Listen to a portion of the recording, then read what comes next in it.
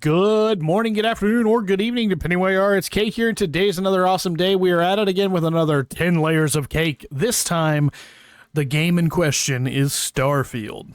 This game was highly sought after, and I was super excited to get a hold of it. The game company is great. I've bought games from them for years. The only one they've ever dropped the ball on for me was Fallout 76.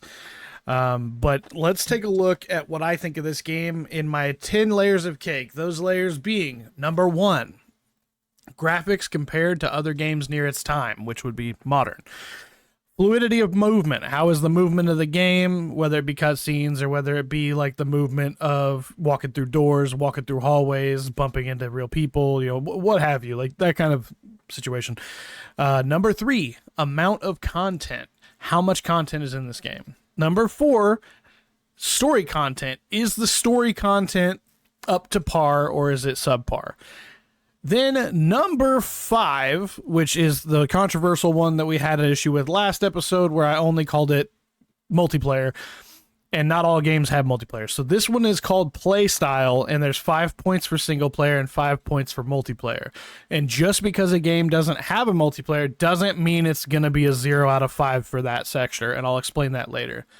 Number six, control comfort. How comfortable is it trying to get the controls down and understanding how to maneuver in the game? And then next we have longevity. How long can you play this game before it burns out or gets boring, in my opinion? Remember, all of these are opinions. And then the next one is map and world design. How nice is the world, the planets, the buildings, the towns, whatnot? Like, how is that out of 10? And then next we have customization. How in depth can I get to customize things? Is it good, bad, okay? And then finally, graphical style. Now, that could be realistic, cartoony. We can go with 2D side-scroller graphics. It all depends. And all of that equals out to 100% score. So, let's dive into the first category, which will be graphics compared to other games. Now, I gave this a 10 because the graphics in this game, when you're playing it, whenever it's cutscene or when it's B-roll footage like landing on a planet, super good. There's zero deviation between the graphics when you're playing and the graphics at when you're watching something that you can't play, like a cutscene of your ship landing or having a conversation with somebody. The graphics don't change. So that's super cool. There's no pre-rendered stuff. It's beautiful. So that's 10 out of 10. That starts us off with a good note. Next up, we have the fluidity of movement. Now, this here is a 6. The reason it's a 6 out of 10 is because when you're playing in the game and you're actually playing, running around, shooting stuff, the fluidity is great. But the only issues I have are when you transition from planets, like when you're coming down to land on a planet, or you're docking a spaceship, or you're getting a station and you're docking up at a station. The reason why I find this to be so low is because a game of this magnitude at this time should have better physics when it comes to landing on a planet or docking. I mean, look at No Man's Sky, for instance. You can fly down through the atmosphere, fly across, and pick a spot to land with your ship. If you're flying into the trade port space station up above the planets, you actually fly down the tube and actually land at the other end. So it's less cutscene-y, and I think that would have been better if you got rid of the cutscenes, or when you're docking with a ship, you literally just pull up next to it and hit a key to start docking, and it does like a little procedure, but it doesn't have to show you, because that stuff gets really old after a while. So that's why I gave that a 6 out of 10. Moving on to amount of content. This one was really hard for me because I wanted to give it a perfect 10 because I really enjoyed the game. But I ended up giving it an 8 out of 10 because, honestly, within the base game, without mods, the game's just okay with the amount of content. Most planets that you go to are literally desolate, have nothing there. Maybe some random, like, places that are uninhabited. But there's not much to most of these planets, and that's another thing that No Man's Sky sucked at as well, was when you'd land on certain planets, there'd be nothing there. Like, you're just running around scanning animals or whatever. And that's what it felt like on this one. You're just running around scanning materials. It kind of felt the same. But then we go on to the next category, which is story content. Now, I ended up giving story content a 10 because while there's not a lot to do on planets randomly, the story itself actually has really good playability. The story in Starfield, the game is in depth, awesome. Even the side quests are fun, so it makes it really nice to play the story. But that also brings up the next part that I have to talk about is the play style. Now, for single player, it's got a 5 out of 5 because, as I said, the story campaign's great.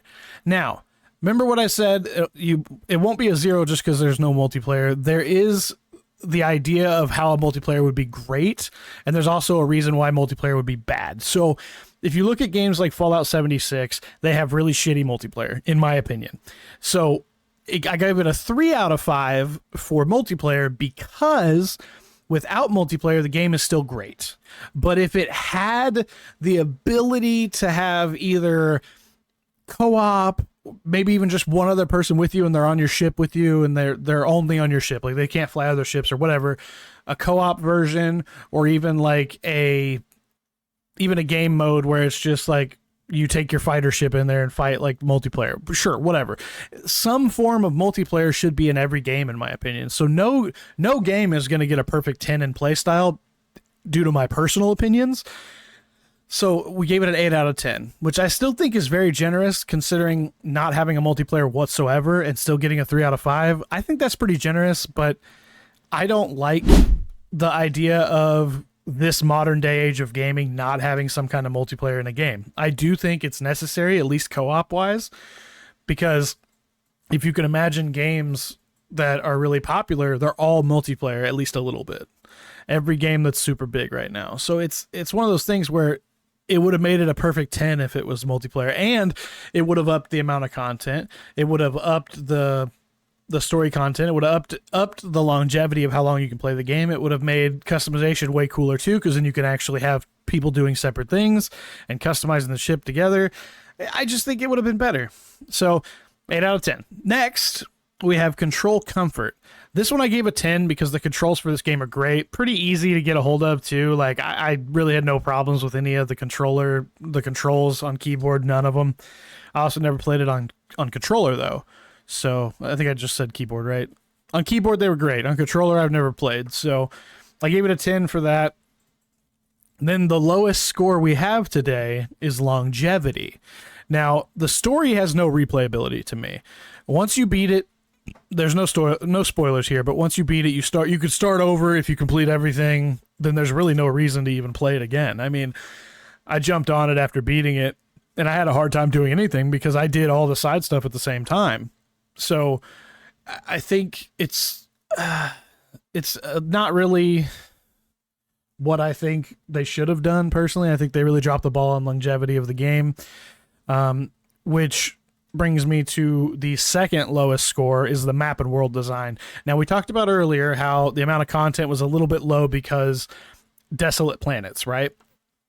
But if you look at map and world design, the inhabited worlds are great. So that's where the 5 comes from. So anywhere there's people is amazing. That's half the points. But the problem is there are so many more planets out there that are aka empty or desolate. And this is supposed to be based in the very far future. So it's kind of hard for me to believe that we wouldn't have bigger settlements, considering if you think about it, there's only 4 major places. Actually, no, 3 is right, because the Mars one is the Red Mile. That's just a tiny place. It's not even a full-size city. But there's only 3 full-size cities, one of which is the United Colonies faction, and then you have the Freestar Collective faction, and then you have the Rugen place, which is the City Neon. There's only 3 major cities in the entire game, and there's like 40 planets, 50 planets, and you're telling me there's only 4 cities? Well, 3 technically, but 4 if you count the Red Mile. It's just hard for me to believe that that's the entire world this far into the future. And I think they really dropped the ball on that as well. But also, another thing with world design and maps that really brings it down for me as well is there's only so many factions in there. Like, let's dig into those factions, right? So we got the United Colonies, right? So that would be your ritzy, fancy place, right? Freestar Collective, which is like your Western cowboys. And then we got Rugen, which is the guys who basically run Neon. They're the maroon guys, the Japanese group, Rugen. You got Crimson Fleet, which that's the kind of the main bad guys but you can join them technically. And then there's Eclipse, the Eclipse guys or whatever they're called. You can't even interact with them except for fight them, and that kind of bothers me too because that's a whole wasted opportunity. And that's really all the major factions you got in this game. There's like enough to count on one hand, and that's, with as big as the universe is, that's kind of odd to me personally, but whatever. Once again, these are all opinions. I just want to keep specifying that, and I'd love to know yours down below. But coming in at number 9, we got customization. Now, I gave this a 7 out of 10 because ship customization is great, okay? It's cool, sure, but I feel like we need different variations of HABs and cockpits, base game, by the way, that are either faction related, like maybe a Crimson Fleet HAB. Now, I know there's a mod out there for that, I know, but I'm saying base game. If we had the ability to have a United Colony themed HABs and stuff, so it felt more like you were a part of the UC, or Freestar Collective style, so you felt like you were more a part of the Freestar Collective, or maybe Ryujin, or, pretty much anything else. Like, it's all very basic, and even the amount of buildable items that you can make and place in empty HABs is kind of crap anyways, because you can't make things flush with the walls because they're all curved. You can't really make them look as good as you can the prefabs. There's not really enough of that stuff. You can't even hang up flags like you could in Fallout, where you could hang up like a Brotherhood of Steel flag. You can't hang up a UC flag, or you can't hang up a Crimson Fleet flag or anything like that. So you can't really theme any of your ship parts, and I find that to be a big ball dropping for them, considering this day and age, after making something as good as Fallout with building, to where you can build so much cool stuff. They really just shit the bed, and it's kind of depressing that way. But then number 10, the final, which this one is the easiest one for me to grade most of the time, is graphical style. Going for a realistic graphic style in this type of game was an amazing idea. 10 out of 10, the best thing they've ever done, because if they would have went with cartoony, or they would have went with like anything other than super realistic, I think it would have been kind of shit. So super glad about that. But that also brings our final result only to a 78%, which, if you know anything about percentages, that's a pretty low grade. That's a C.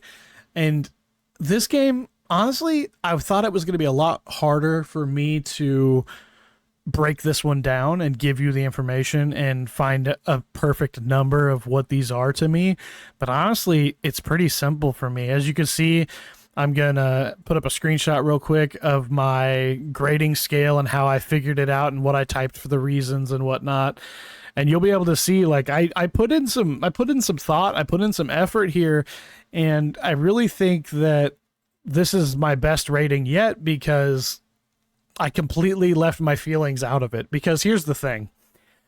I loved Starfield.